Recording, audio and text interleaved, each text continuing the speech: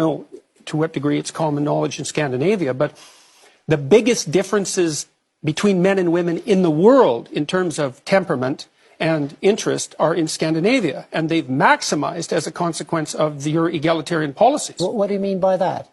It means that the more egalitarian your state, the bigger the personality differences between men and women. That's like How do you measure that? How do you know that? Oh, well, psychologists have perfected, at least to some degree, the measure of personality over the last 30 years with very advanced statistical models. And so what you do is you offer men and women well-validated tests of preference and of personality. And you do that all across the world with tens of thousands of people in multi-country samples.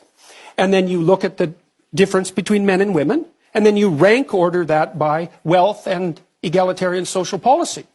And what you find is the more egalitarian the society, the more different the men and women become. Why do you think that leads to bigger differences between the sexes? Because there's only two reasons that men and women differ. One is cultural, and the other is biological.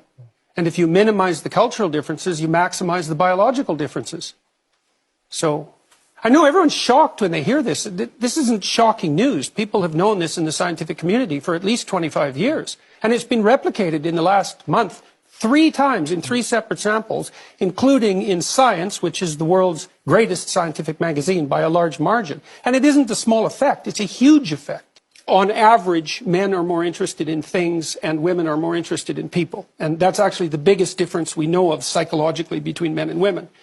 And even though men and women are quite similar, all things considered, the extremes make a difference. So you imagine that in order to become an engineer, look, obviously not everyone becomes an engineer. You have to have a particular temperamental proclivity to become an engineer.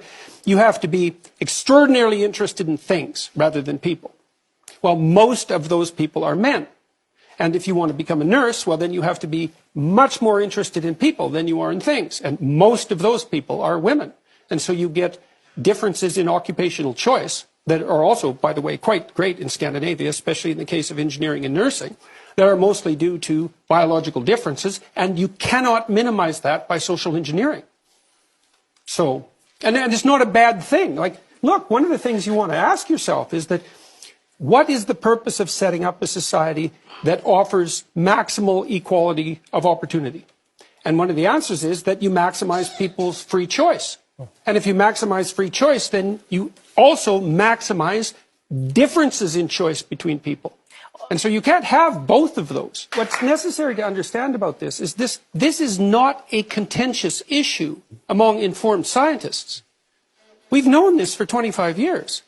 And so, and it's a perverse effect. No one expected it. The data indicate that the consequence of the policies that you're promoting have maximized the differences between men and women. So that isn't what it's doing. Now, that isn't to say that the movement towards egalitarianism is necessarily a bad thing, but a tremendous amount of that's being driven not by social policy, but by technology. I mean, you know, the narrative that we're fed now is that up until 1960, when the enlightened feminists developed their egalitarian doctrines, men had kept women down, and they finally rose. And the truth of the matter is that from about 1895 onward, there was a series of technological revolutions that were extraordinarily powerful in their impact that allowed women to step forward free of many of the burdens that had kept them back in the past. Birth control being one of them, sanitary facilities of all sorts, plumbing had a huge role to play, tampons had a huge role to play, as did sanitary napkins. All of these technologies developed that enabled women to move forward with less biological impediments. So, when I'm talking about gender issues, for example, in personality, that's actually one of my fields of expertise. I know the literature, and it says exactly what I said it says. And as I said as well, it's been replicated 3 times in the last month. The London Times came out 3 weeks ago